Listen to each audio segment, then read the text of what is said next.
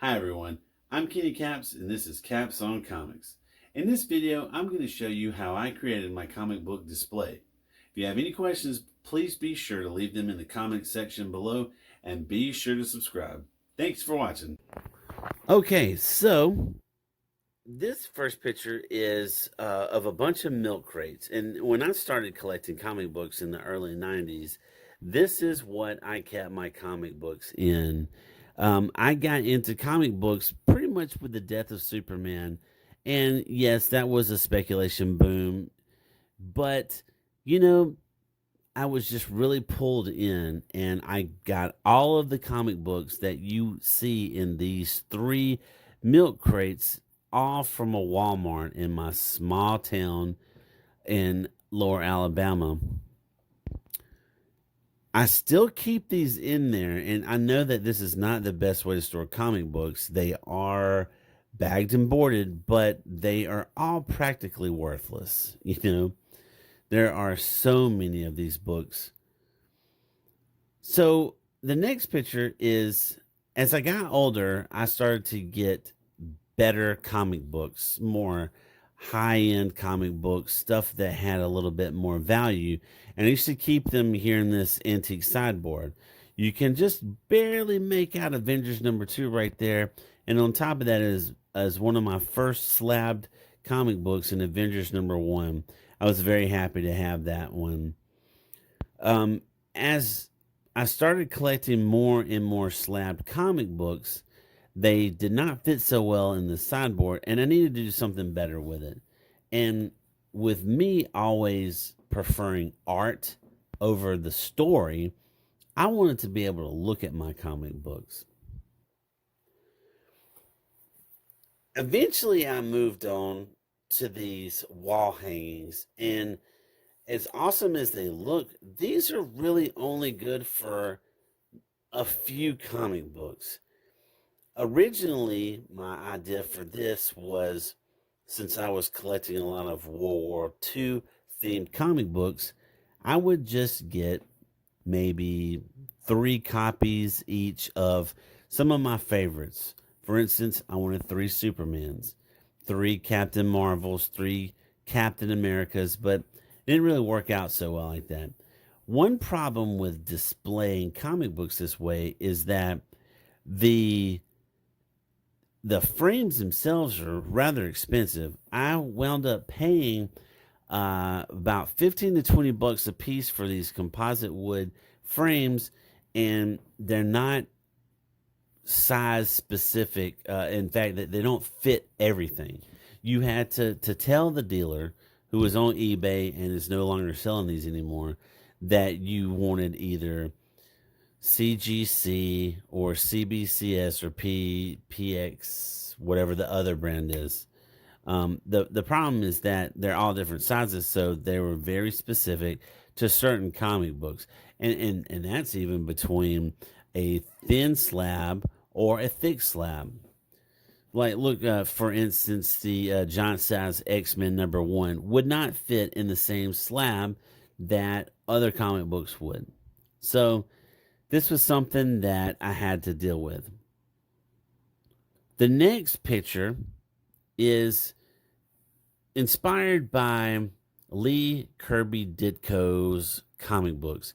I saw a video that he posted years ago where he displayed his comic book collection on his wall, and they were just on, looked like they were resting on a piece of wood.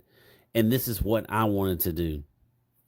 So I spent the next couple of years trying to figure out how to do that. This is just a simple piece of 1-inch wood by 20 feet, and I had it cut down into 10-foot pieces. I painted it, and then as you can see, I have put, at this point, my collection just on the bottom. When I realized that by doing this, I could put much more on my wall rather than 10, 15, or 20 comic books in frames. This way, I figured I could put about 50 comic books on the wall. Over time, my collection would look like this. I had all my slab pieces on the wall.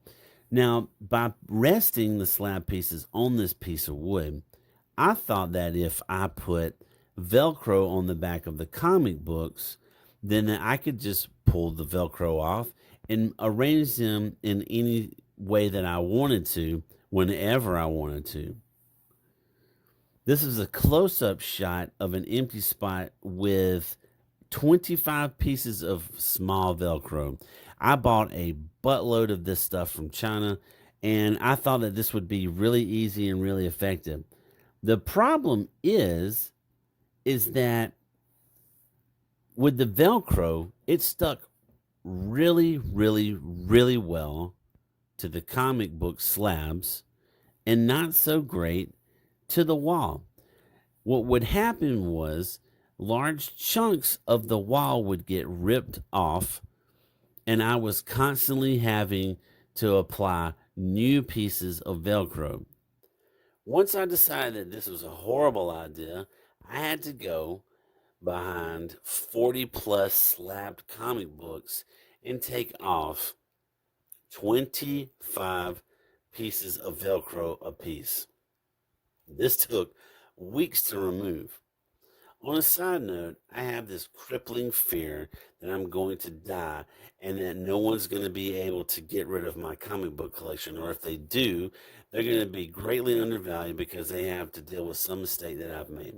And one of my fears was that my wife was going to have to try to sell these comic books with 25 pieces of Velcro near super glue to the back of them. So I fixed this problem. Another problem I had with this Velcroed approach is that I like my comic books stored on the wall in a chronological way. That means if I get a new comic book, it doesn't go to the bottom, it has to go in order. So, in order for that to happen, I needed to move to something that would be a little more fluid. This shows J Channel. I saw this on another YouTube video and it looked like a great idea. So I went this way. The problem with this, though, is that the white is really easily seen.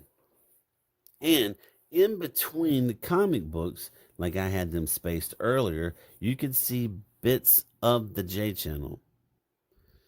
So one way to remedy this was to slim them all up together, which gave me an extra comic book per row, which is nice if you're collecting comic books. The problem with the J Channel, though, is originally they had this extra little loop on the side. Comic books would not slide so well on that, so I had to go in and I had to, each piece by piece, cut off this little edge just so the comic books would slide in. The resulting problem of this is that a lot of the lines kind of look uneven. This is a small video of the comic books being slid down, which is what I wanted. And by moving to this J Channel, I was able to finally get what I wanted. Now, in earlier pictures, you may have seen a light switch. This is one of the problems that I faced when having this. It completely took away the space of a comic book, but I had nothing to do with it. I couldn't do anything with it. So I had the idea of buying a slabbed comic book, opening it up, tossing it aside, letting my kids have it, and printing off something that was more period appropriate to my collection. This is the first appearance of Poison Ivy, but as you can see, it's just a printed off piece of paper. I printed a CGC looking label to go with it, and it matches, and it acts just fine. I can turn the light off with no problem because it's only the front and there's plenty of slack on the switch. So, after I'm all done, this is what we're left with. Well, that's it. Like I said, if you have any questions, leave them in the comment section below and I'll be happy to answer. Again, don't forget to subscribe, give me a thumbs up, and I'll see you in the next video. Bye.